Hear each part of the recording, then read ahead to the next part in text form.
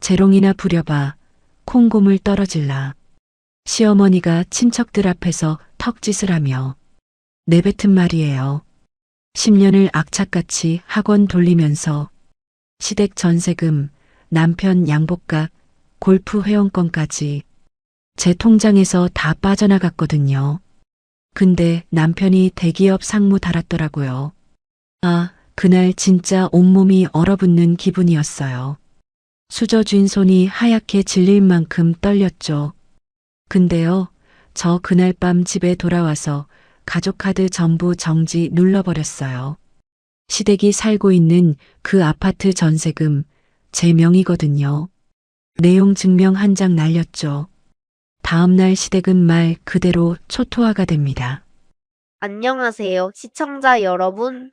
자, 그럼 종이 한 장으로 시댁을 발칵 뒤집어 놓은 서윤진 씨의 사연 지금 바로 시작합니다. 저는 한 달 전부터 이 자리를 준비했어요.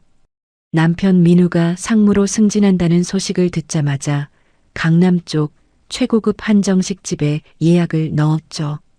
코스 하나에 1인당 25만 원짜리 8명 자리. 제 개인 통장에서 빠져나갈 돈이었지만 그래도 좋았어요. 10년을 함께 버텨온 사람의 축하 자리니까요. 식당 입구에 도착하자마자 시어머니 김 여사가 한복 저고리 매무새를 고치며 성큼 앞장서 들어가요. 시누이도 새로 산 명품 백을 팔에 걸고 키릴 소리를 또각또각 울리며 따라붙죠. 친척들까지 모두 자리를 잡자 저는 미리 준비해둔 선물 상자를 민우 앞에 내밀었어요. 백화점에서 고른 명품 시계, 포장까지 정성스럽게 감쌌죠. 여보, 승진 축하해. 고생 많았어. 민우가 상자를 열려는 순간 김 여사가 손을 뻗어 상자를 밀쳐냈어요.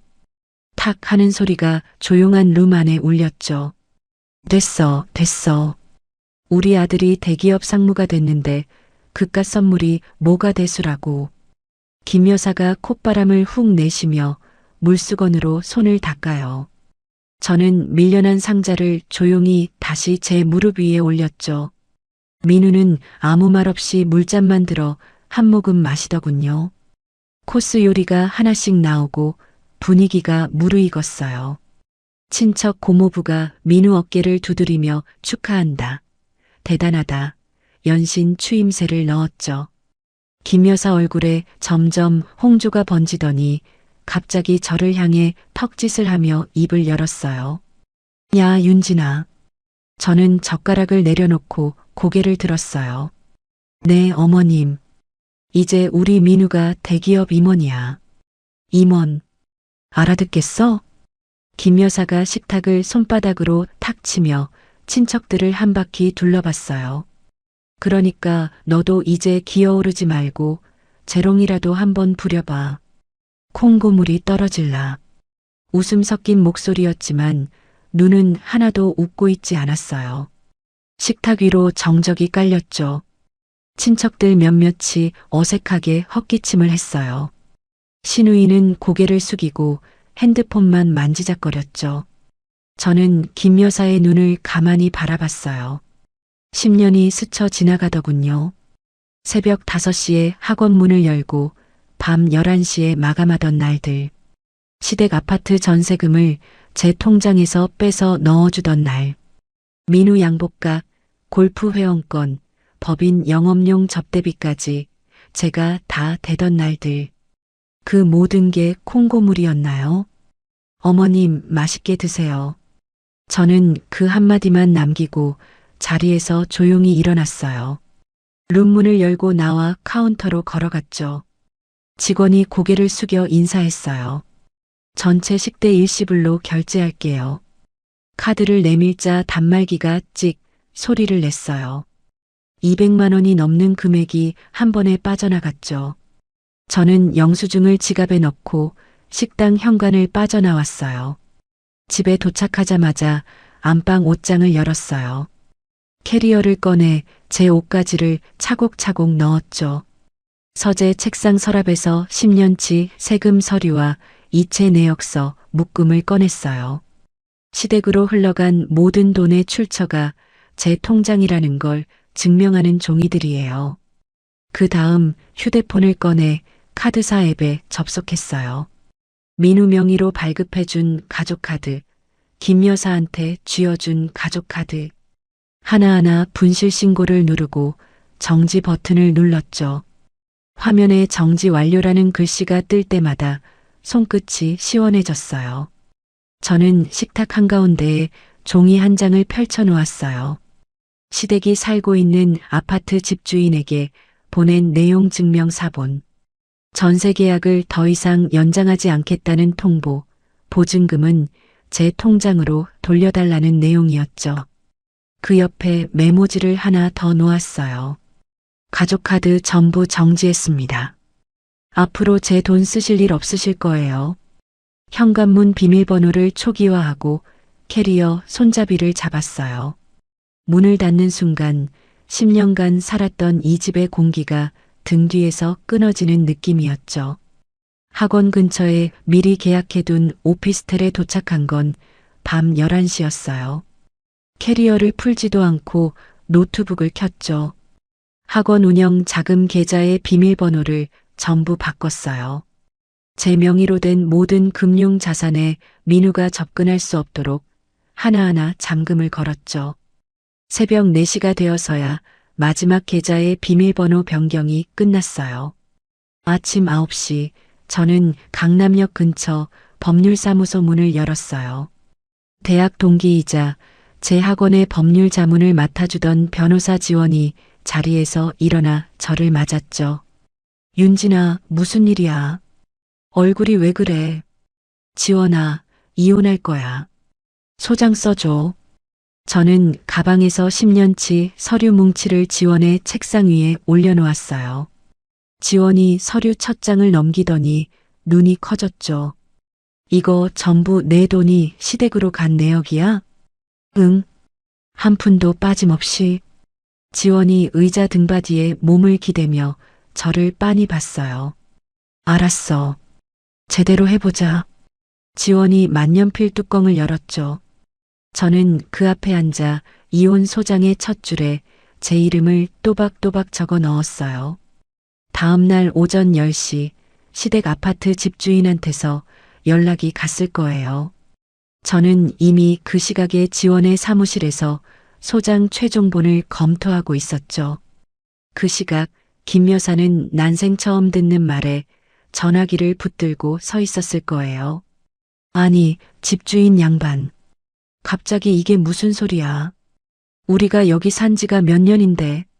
집주인은 사무적인 목소리로 다음 달 만기일에 맞춰 집을 비워달라고 오늘 오후부터 부동산 중개업자들이 집을 보러 올 거라고 통보했을 거예요. 김 여사가 아무리 소리를 질러도 소용없었겠죠. 전세금 명의가 누구인지 김 여사는 그제야 알게 된 거예요. 오후가 되자 정말로 중개업자 2명이 시댁 현관벨을 눌렀어요.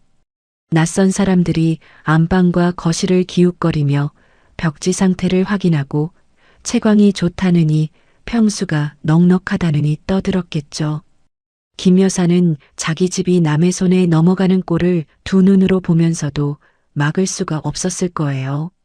결국 김 여사는 명품 쇼핑백을 들고 백화점 라운지로 도망쳤어요. 평소처럼 카드를 내밀며 마음을 달래려 했겠죠. 직원이 단말기에 카드를 긁고 고개를 갸웃하더니 조심스럽게 말했을 거예요. 손님, 이 카드 현재 정지 상태인데요. 다른 카드 있으시면. 김 여사 얼굴이 하얗게 변했을 거예요. 지갑에서 다른 카드를 꺼내 내밀었겠죠. 또 정지. 그 다음 카드도 정지. 라운지 직원들의 시선이 김 여사에게 쏠리고 뒤에 줄 선 손님들이 수군거렸을 거예요. 김 여사는 쇼핑백을 내려놓지도 못한 채 얼굴을 붉히며 밖으로 뛰쳐나왔겠죠. 제 전화기가 울렸어요. 김 여사 번호였죠. 저는 화면을 한번 보고 조용히 거절 버튼을 눌렀어요. 같은 시각 민우도 터지고 있었을 거예요. 승진 턱을 낸다며 후배 4~5명을 데리고 고깃집에 갔겠죠. 고기를 잔뜩 시키고 술을 돌리고 기분 좋게 카드를 내밀었을 거예요. 형, 이 카드 결제가 안 되는데요.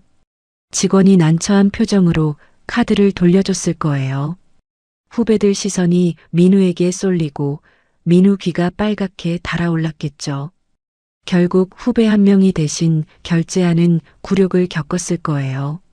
민우가 허겁지겁 집으로 달려왔을 때 현관 비밀번호가 바뀌어 있었죠. 몇 번을 눌러도 문이 안 열리니까 관리실의 사정에서 겨우 문을 열었을 거예요. 안방 옷장에 제 옷이 하나도 없고 서재 서랍이 텅 비어 있었겠죠. 그리고 식탁 위 종이 한 장. 민우가 그 종이를 집어들었을 때 손이 떨렸을 거예요. 전세 계약 연장 거절 내용 증명 사본. 그 옆에 제가 남긴 메모. 전화가 쏟아졌어요. 민우한테서, 김 여사한테서, 신우이한테서. 저는 한 통도 받지 않았죠. 하나하나 차단 목록에 넣고 휴대폰을 책상 위에 엎어놓았어요. 지원의 사무실에서 저는 10년치 장부를 한 장씩 넘기며 정리했어요. 시댁 생활비로 나간 금액, 민우 양복값, 골프 회원권, 접대비, 신우이 결혼 축의금까지 빠짐없이 형광펜으로 표시하고 날짜 순으로 분류했죠. 윤진아, 이거 다 합치면 얼마야? 지원이 계산기를 두드리다 멈추며 물었어요. 7억 좀 넘어. 미쳤다. 10년 동안 이걸 혼자 다. 지원이 고개를 저었죠. 저는 대답 대신 다음 서류 묶음을 꺼내 탁자 위에 올렸어요. 이틀 뒤였어요. 학원 원장실 문이 벌컥 열렸죠. 민우가 서 있었어요. 양복 매무새를 가다듬고 억지로 만든 미소를 입가에 걸치고 있었죠. 윤진아, 우리 좀 얘기하자. 응? 부부끼리 이럴 수 있잖아. 잠깐 감정이 격해져서 그런 거지. 뭘 이렇게까지. 저는 책상에서 서류 2장을 집어 민우 앞에 내밀었어요. 법원에 접수된 이혼 소장이야. 그리고 이건 시댁 전세금 3억 5천.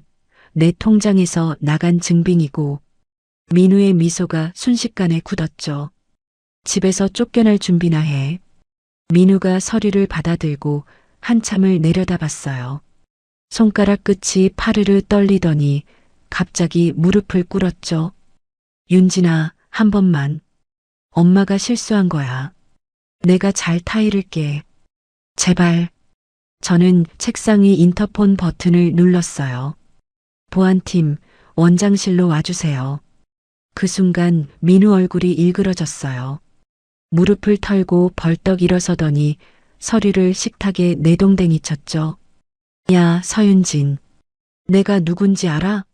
대기업 상무라고. 동네 학원 원장 주제에 감히 나를 버려? 목소리가 원장실 밖까지 울렸어요. 이혼하겠다고? 좋아. 그러면 이 학원 재산 절반 내놔. 법대로 하자고. 보안 요원이 문을 열고 들어서자 민우는 양복 소매를 잡아당기며 씩씩대고 나갔어요. 복도에서 발걸음 소리가 멀어질 때까지 저는 의자에 가만히 앉아 있었죠. 민우가 나간 뒤 저는 노트북을 열었어요. 학원 운영 자금을 여러 개의 계좌로 분산하는 작업을 시작했죠. 민우가 제 재산에 손을 대려 할 거라는 건 뻔했으니까요. 그날 밤 지원한테서 문자가 왔어요. 민우 쪽에서 변호사 선임했대. 꽤 독한 팀이라더라. 대출까지 끌어다 쓴 모양이야. 저는 문자를 읽고 휴대폰을 내려놓았어요.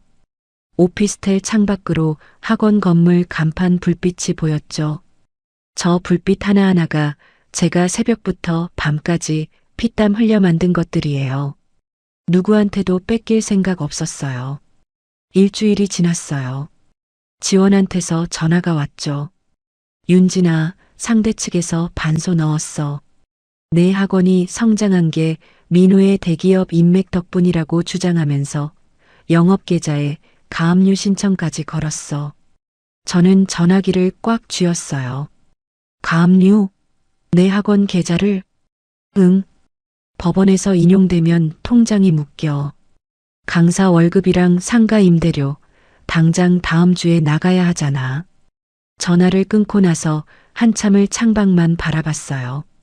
민우가 인맥을 대줬다고요. 제가 새벽마다 학부모 상담하고 밤마다 커리큘럼 짜고 입소문 하나하나 만들어낸 10년을 그렇게 뒤집어 버리겠다는 거죠. 며칠 뒤 학원 로비에서 소란이 터졌어요. 직원한테서 급하게 전화가 왔죠. 원장님, 지금 로비에 어떤 분들이 오셔서 고함을 치시는데요. 제가 원장실에서 나갔을 때 김 여사와 신우이가 로비 한가운데 서 있었어요. 원생들이 오가는 복도에서 김 여사가 목청을 높이고 있었죠. 여기가 그 학원이야. 우리 집 며느리가 시부모를 길거리에 내쫓은 폐륜년이야. 신우이가 옆에서 거들었어요. 맞아요. 시어머니를 쫓아내고 돈 다 가로챈 여자가 원장이래요. 이런데 애들 맡기면 안 돼요. 학부모 두어 명이 멈춰서서 눈이 휘둥그레져 바라보고 있었어요. 아이들이 겁먹은 얼굴로 엄마 손을 잡아당겼죠. 저는 이를 꽉 물고 숨을 한번 깊이 들이마셨어요. 어머님, 여기는 아이들이 공부하는 곳이에요. 하실 말씀 있으시면 제 사무실로 가시죠. 사무실? 내가 왜? 온 동네 사람들이 다 알아야 해. 인연이 어떤 년인지. 김 여사가 로비 의자를 발로 걷어찼어요. 신우이는 핸드폰을 들어 영상을 찍는 신용까지 했죠. 저는 직원에게 눈짓을 보내고 조용히 원장실로 돌아왔어요. 책상 서랍에서 명함 한 장을 꺼내 경찰서에 전화를 걸었죠. 30분 뒤 경찰이 도착해서 김 여사와 신우이를 밖으로 안내했어요. 김 여사가 끝까지 고함을 질렀지만 경찰 앞에서는 더 버티지 못했죠. 그날 오후 저는 강사들을 회의실에 모았어요. 여러분, 지금 제가 개인적으로 이혼 소송 중이에요. 오늘 로비에서 벌어진 일은 상대 측의 악의적인 업무 방해예요. 학원 운영에는 아무 문제 없으니까 걱정하지 마세요. 강사들이 고개를 끄덕였지만 불안한 기색이 얼굴에 남아 있었죠. 저도 알았어요. 소문은 이미 퍼지기 시작했다는 걸. 다음 날부터 학부모들 전화가 쏟아졌어요. 수강 등록 취소 문의, 환불 요청, 상황 설명을 요구하는 목소리들. 저는 한 통 한 통 직접 받으며 설명했죠. 그 와중에 지원과 함께 경찰서를 찾아갔어요. 로비 천장에 달린 CCTV 영상과 직원이 녹음해둔 김 여사의 고함 소리를 USB에 담아 제출했죠. 영업방해로 고소할게요. 접근 금지도 같이 넣어주세요.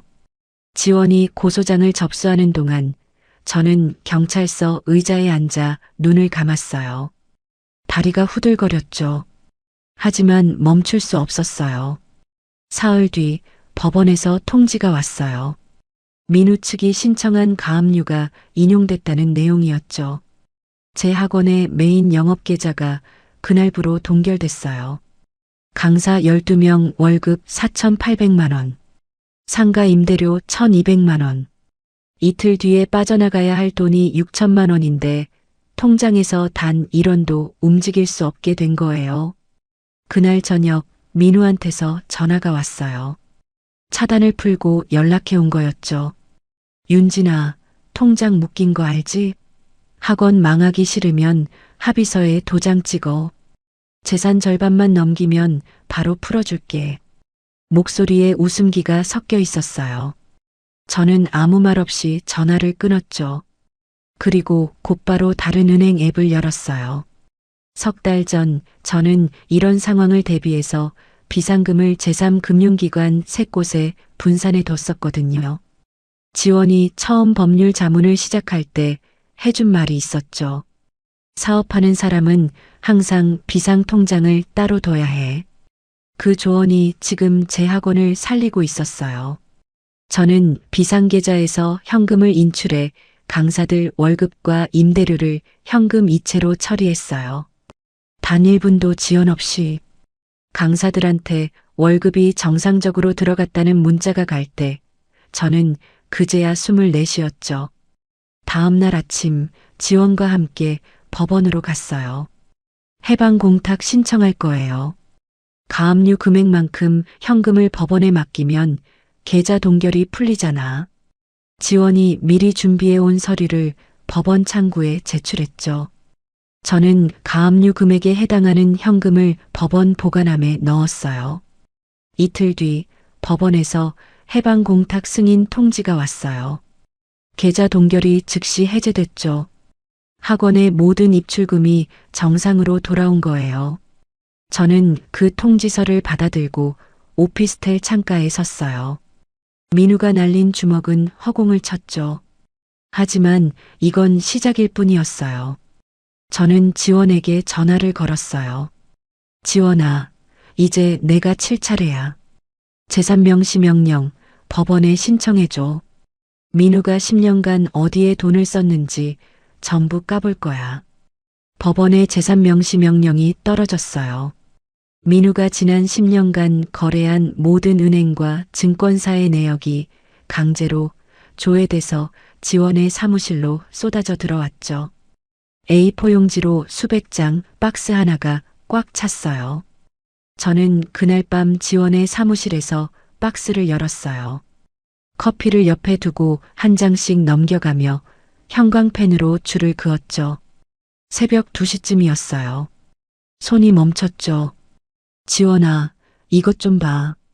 지원이 졸린 눈을 비비며 다가왔어요.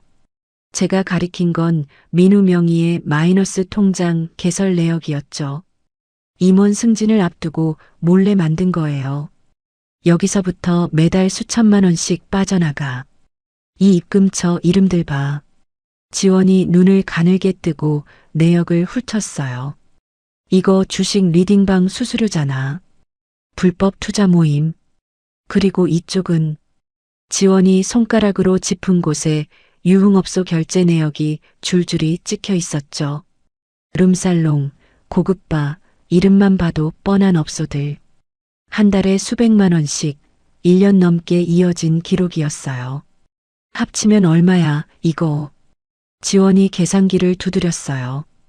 대출금 포함해서 2억 8천 정도. 전부 빚이야. 저는 의자 등받이에 몸을 기댔어요. 입술을 깨물었죠.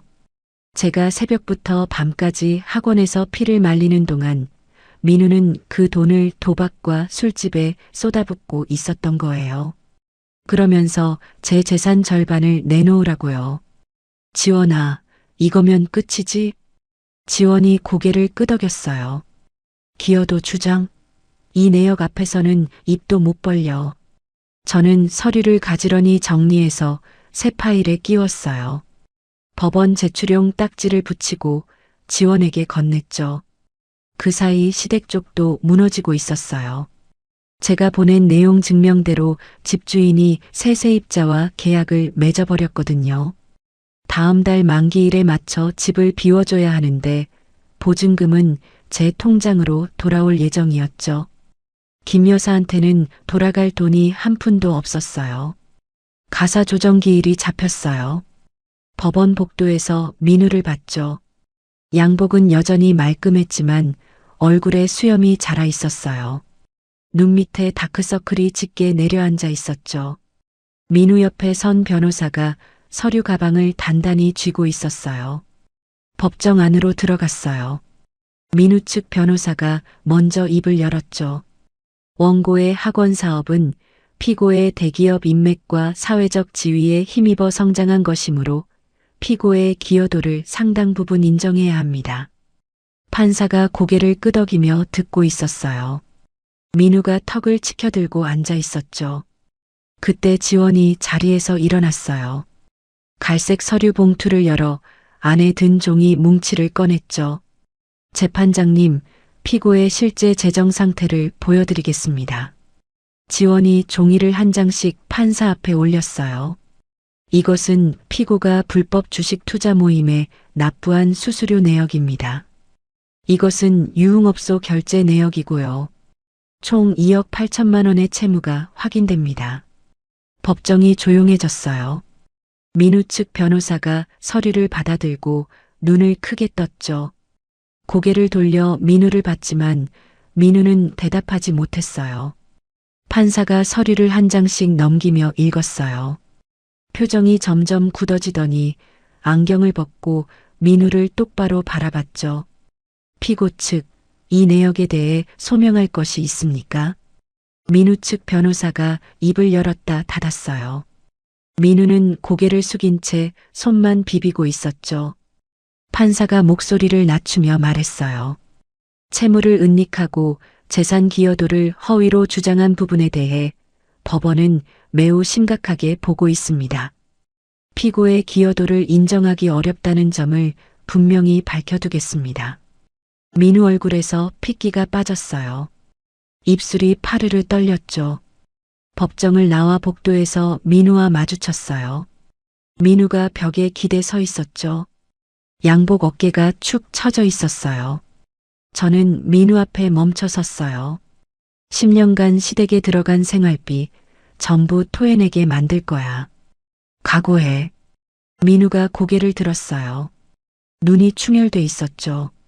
하지만 저는 돌아서서 지원과 나란히 법원 출구를 향해 걸었어요. 며칠 뒤 만기일이 됐어요. 김 여사한테서 신우이를 통해 연락이 왔죠. 이삿짐 센터 부를 돈이 없다고, 제발 한 달만 더 살게 해달라고. 저는 읽고 답장하지 않았어요. 그날 오후 김 여사와 신우이는 마트에서 종이 박스를 얻어와 짐을 쑤셔 넣었어요. 10년간 제 돈으로 채워 넣은 가구들, 가전제품들 사이에서 자기 것만 골라 담아야 했겠죠. 택시 트렁크에 박스를 구겨 넣고 보증금 한 푼 없이 동네 끄트머리 낡은 월세방으로 들어갔을 거예요. 그 소식을 들은 건 지원한테서였어요. 시댁 이사 끝났대. 보증금 500월세 40짜리 반지 아래.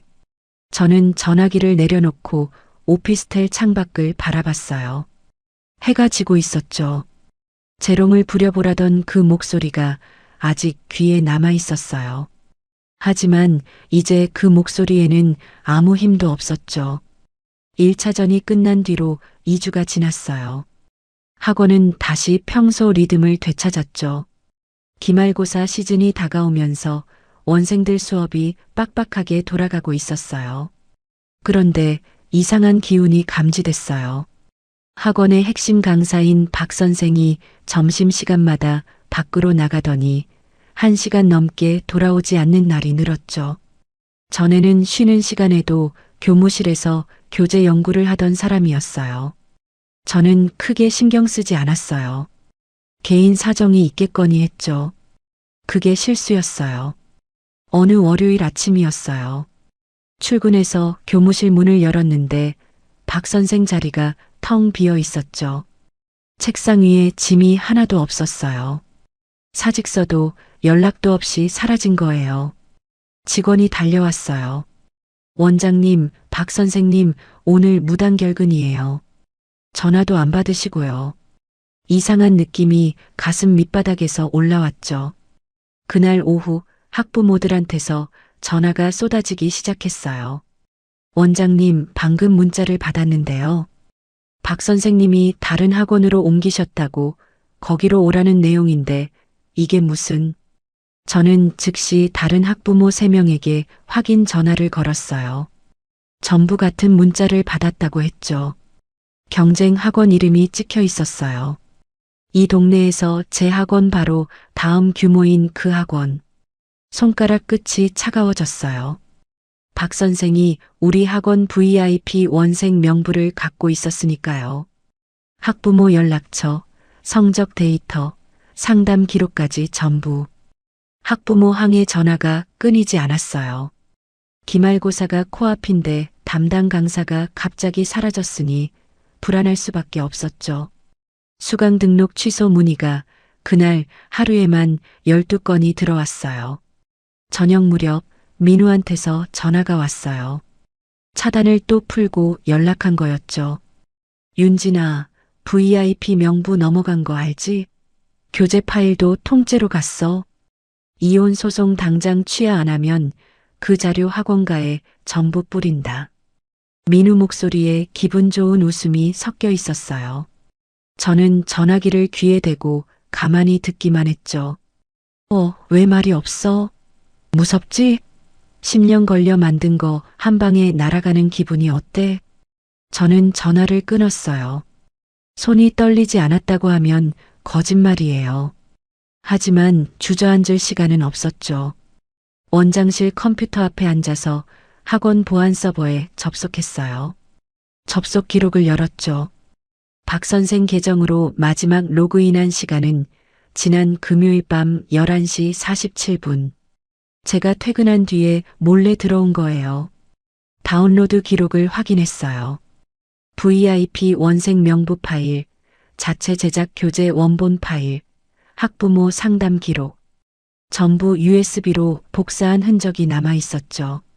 저는 의자 등받이에 몸을 기대고 천장을 올려다봤어요.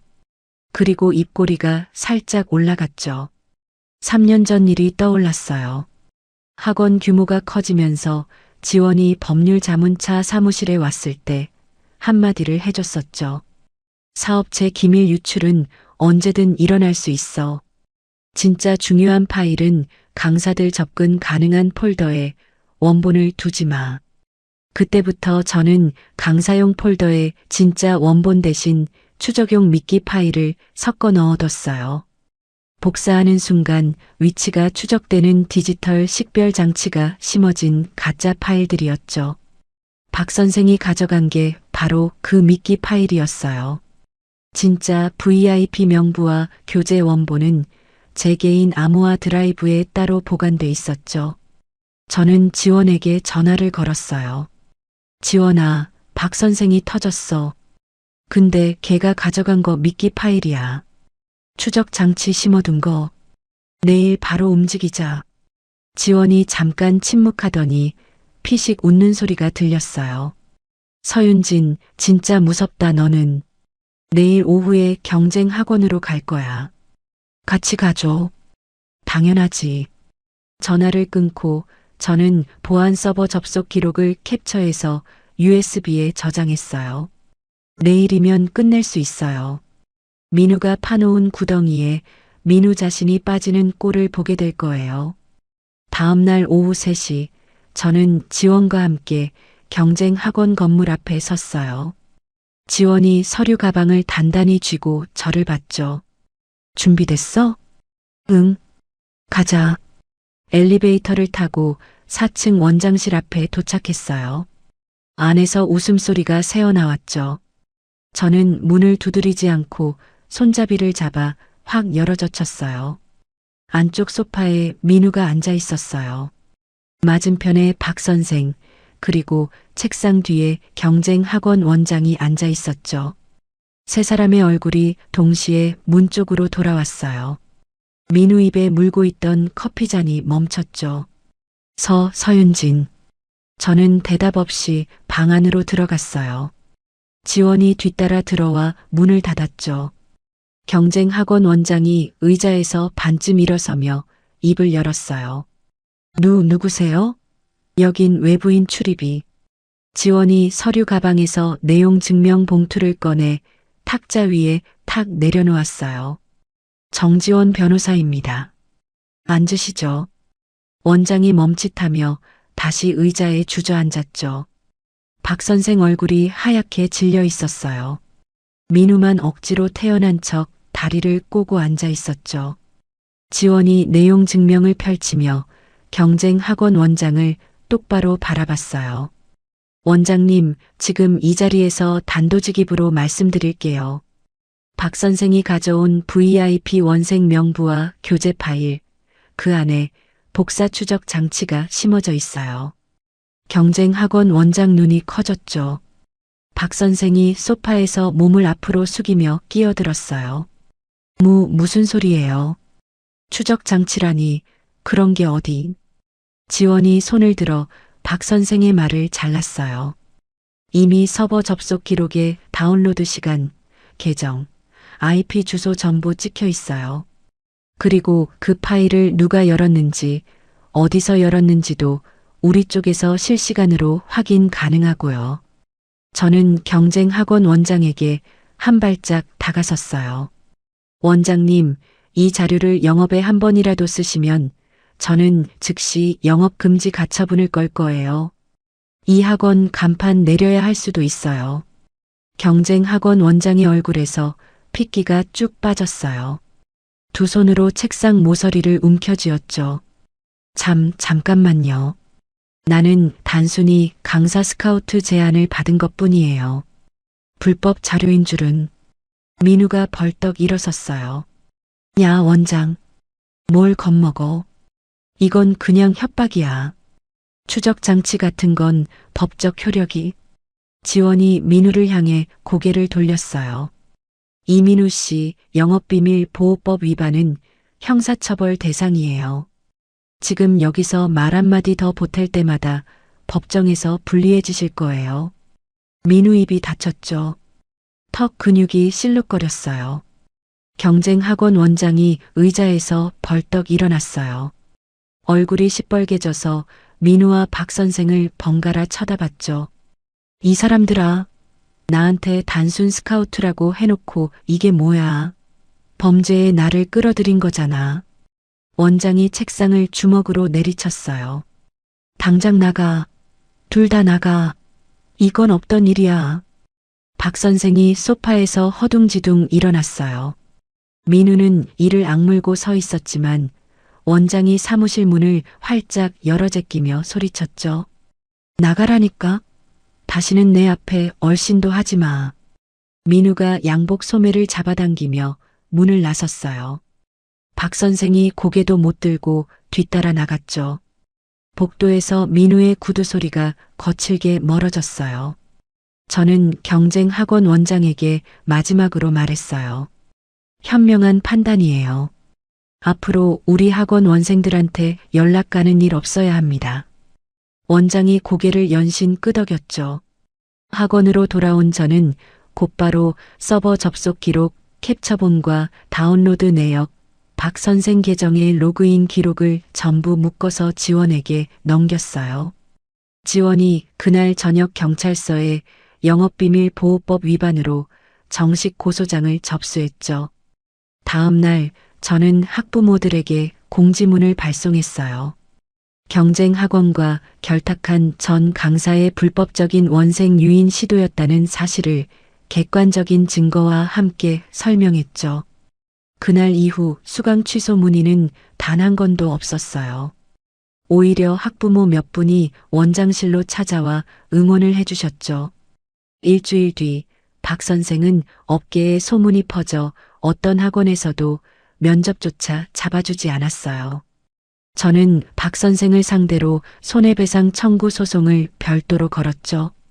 그리고 민우, 영업비밀 유출 교사 혐의로 경찰 조사를 받게 됐어요. 경찰서에서 피의자 신분으로 조서를 쓰는 민우의 소식을 지원이 전해줬죠. 이제 형사 기록까지 붙었어. 민우 쪽은 더 이상 버틸 카드가 없어. 저는 지원의 말을 듣고 책상 위에 놓인 파일 하나를 열었어요. 민우의 법인카드 유용 내역이 정리된 문서였죠. 마지막 한 방이 남아 있었어요. 경찰 조사가 진행되면서 새로운 사실이 드러났어요. 민우가 경쟁학원 원장을 만날 때마다 고급 룸살롱에서 접대를 했는데 그 결제 수단이 자기 회사법인 카드였던 거죠. 경찰 조서에 찍힌 카드 내역을 지원이 확보해 왔어요. 윤진아, 이것 봐. 룸살롱 3군데, 총 6번 결제. 전부 법인 카드야. 저는 그 내역서를 받아들고 찬찬히 읽었어요. 날짜, 장소, 금액. 회사 돈으로 사적인 범죄 모의를 위한 접대비를 쓴 거예요. 지원아, 이거면 충분하지? 남아돌아. 저는 그날 밤 오피스텔 책상에 앉아 문서를 한 장 만들었어요.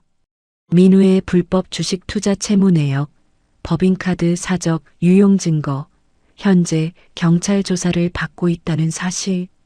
하나도 빠짐없이 정리해서 깔끔한 파일로 묶었죠. 다음 날 아침 저는 민우가 다니는 대기업 본사 건물 1층 우편함 앞에 섰어요. 봉투 겉면에 윤리경영실 앞이라고 적고 발신인은 비워뒀죠. 봉투를 넣는 순간 손끝이 차가웠어요. 하지만 한치의 망설임도 없었죠. 사흘 뒤 지원한테서 전화가 왔어요. 윤진아, 민우 회사에서 내부 감사 들어갔대. 감사팀이 민우 법인카드 사용 내역 전수조사 시작했다더라. 저는 전화기를 내려놓고 조용히 숨을 내쉬었어요. 톱니바퀴가 정확하게 맞물려 돌아가고 있었죠. 대기업은 임원의 도덕성 문제에 칼 같았어요. 감사팀이 움직이기 시작하면 결과는 빤했죠. 민우가 룸살롱에서 긁은 법인카드 내역은 변명의 여지가 없었어요. 사적 채무까지 안고 있는 임원이라는 사실이 경영진 보고서에 올라간 거예요. 일주일 뒤 결과가 나왔어요. 지원이 확인해준 내용은 이랬죠. 징계위원회 열렸대. 권고사직. 사실상 파면이야. 민우가 그토록 자랑하던 대기업 상무 자리. 제 돈으로 양복 입히고 골프 회원권 끊어주고 접대비 대줘서 겨우 올라간 그 자리에서 쫓겨난 거예요. 거기서 끝이 아니었어요. 회사는 민우가 유용한 법인카드 대금을 회수하기 위해 퇴직금까지 전액 동결해버렸죠. 하루아침에 직장도 돈도 전부 잃은 거예요. 이혼 소송 최종 선고 공판 날이 왔어요. 법원 복도에 섰을 때 민우가 저 멀리서 걸어오는 게 보였죠. 양복이 아니었어요. 구겨진 점퍼에 운동화를 신고 있었어요. 어깨가 한껏 움츠러들어 있었죠. 법정에 들어갔어요. 판사가 판결문을 읽기 시작했죠. 혼인 파탄의 귀책 사유는 전적으로 피고에게 있음을 인정합니다. 피고의 재산 형성 기여도는 0%로 판단하며 위자료 및 소송 비용 전액을 피고와 피고 측 모친이 원고에게 지급할 것을 명합니다. 판사의 목소리가 조용한 법정 안에 울렸어요. 저는 두 손을 무릎 위에 가지런히 올려놓고 정면을 바라봤죠. 옆에서 지원이 제 팔꿈치를 가볍게 건드렸어요. 저는 고개만 살짝 끄덕였죠. 민우는 고개를 숙인 채 미동도 하지 않았어요. 민우 측 변호사가 서류를 챙기며 먼저 자리를 떴죠. 법정을 나와 복도를 걷는데 뒤에서 발소리가 따라왔어요. 돌아보니 민우가 서 있었죠. 눈가가 벌겋게 부어 있었어요. 민우가 갑자기 바닥에 무릎을 꿇었어요. 법원 복도 한가운데서요. 지나가던 사람들이 멈춰서서 쳐다봤죠. 윤진아, 한 번만. 제발 한 번만 봐줘. 내가 잘못했어. 다 내가 잘못한 거야.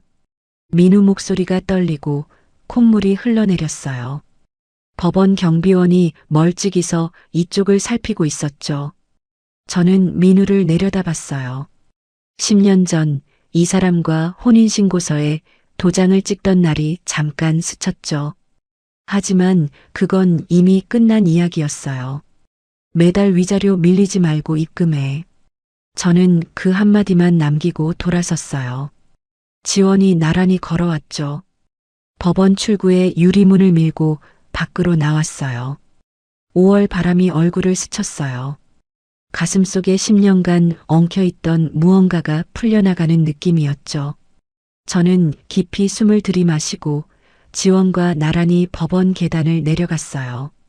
이혼이 확정된 지 1년이 흘렀어요. 민우 소식은 가끔 지원을 통해 들려왔죠. 불법 주식 리딩방에서 진 빚은 도박으로 분류돼서 개인 파산 신청이 법원에서 기각됐대요. 갚을 방법이 없는 사채 이자가 눈덩이처럼 불어나고 있다고 했죠.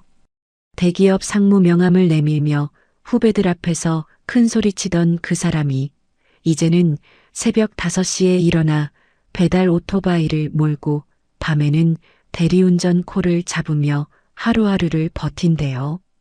신용불량자 딱지가 붙어서 자기 이름으로 된 통장 하나 못 만드는 처지가 됐다고 했죠. 김 여사 소식도 들렸어요. 신우이한테 같이 살자고 매달렸지만 신우이가 매몰차게 거절했대요. 결국 동네 끝자락 허름한 식당 주방에서 설거지 알바를 하고 있다고 했죠. 관절이 안 좋아서 1시간만 서 있어도 무릎이 부어오른다는데 쉴 수가 없대요. 월세 40만 원을 밀리면 당장 나앉아야 하니까요. 콩고물이 떨어질라. 재롱이나 부려봐. 그 목소리가 떠올랐어요. 그 콩고물이 누구 것이었는지 이제 뼈저리게 알고 있겠죠. 저는 그 1년 동안 멈추지 않았어요. 학원 규모를 늘리고 강사진을 재정비하고 교육청에 법인 설립 서류를 넣었죠. 동네 보습학원이 아닌 정식 교육법인으로 이름을 바꿨어요. 지역에서 가장 큰 규모의 교육회사가 됐죠. 법인 통장에 매달 수익이 쌓이는 걸 확인할 때마다 이 돈은 오롯이 제 이름으로 벌어들인 거라는 사실이 가슴 깊이 와닿았어요. 누구한테 갖다 바칠 필요도, 누구한테 쓸 허락을 받을 필요도 없는 돈이었죠. 오늘 저녁 퇴근길이에요. 검은색 세단 뒷좌석에 앉아 창밖을 바라봤어요. 도시의 불빛들이 유리창 너머로 조용히 흘러갔죠. 1년 전 오피스텔에서 캐리어 하나 풀지도 못하고 노트북을 켜던 밤이 아득하게 느껴졌어요. 차가 강남역 근처 조용한 골목에 멈췄어요.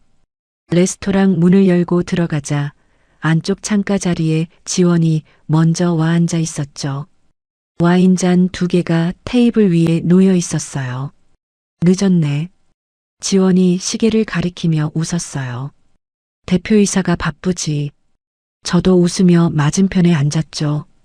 지원이 와인을 따라줬어요. 잔을 들어 올리자 붉은 와인이 조명 아래에서 반짝였죠.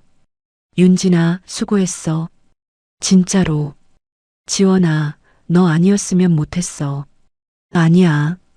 다 네가 한 거야. 난 옆에서 서류 정리해 준 것뿐이지. 지원이 잔을 내밀었어요. 저도 잔을 내밀어 가볍게 부딪혔죠. 맑은 소리가 조용한 레스토랑 안에 울렸어요. 와인을 한 모금 마시고 잔을 내려놓았어요. 창밖으로 가로수 불빛이 보였죠. 10년을 바쳤어요. 제 청춘과 돈과 시간을 통째로 갖다 부었죠. 그 대가로 돌아온 건 재롱이나 부려보라는 모욕이었어요. 하지만 이제 그 10년이 저를 여기까지 데려다 줬죠.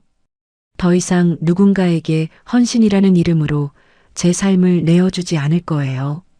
제가 번 돈은 제 것이고, 제 시간은 제 것이고, 제 인생은 제 것이에요. 레스토랑을 나서며 밤 공기를 깊이 들이마셨어요. 서늘하고 깨끗한 공기가 폐를 가득 채웠죠. 지원이 옆에서 나란히 걸었어요. 다음 주에 법인 2호점 계약서 검토해 줄 수 있어? 당연하지. 보내줘. 저는 웃었어요. 가볍고 홀가분하고 환한 웃음이었죠. 앞으로 펼쳐질 내일이 오롯이 제 것이라는 사실이 이 밤의 공기보다 더 시원했어요. 여러분, 서윤진 씨의 이야기는 여기까지입니다. 돌이켜보면 이건 단순히 돈을 되찾은 이야기가 아니에요. 10년 동안 잃어버렸던 자기 자신을, 자기 이름을 되찾은 이야기였죠. 누군가를 위해 헌신하는 게 나쁜 건 아니에요. 근데 그 헌신이 당연한 거로 취급받고 심지어 모욕의 대상이 되는 순간 그건 더 이상 사랑이 아니라 착취거든요. 시청자 여러분은 이 사연에 대해 어떻게 생각하시나요? 혹시 지금도 누군가를 위해 나를 깎아내리고 계신 건 아닌지요? 나를 지키는 건 이기적인 게 아니에요. 그게 진짜 용기예요. 인생 후반전이라고 늦은 거 없습니다. 서윤진 씨처럼 대단한 일이 아니더라도 오늘 하루 나를 위한 선택 하나쯤은 해보시는 거 어떨까요? 여러분의 내일도 분명 빛날 겁니다. 오늘 사연이 속 시원하셨다면 좋아요 눌러주시고요. 끝까지 잘 들었다면 이 사연에 대해 여러분의 생각을 댓글로 하나만 남겨주세요.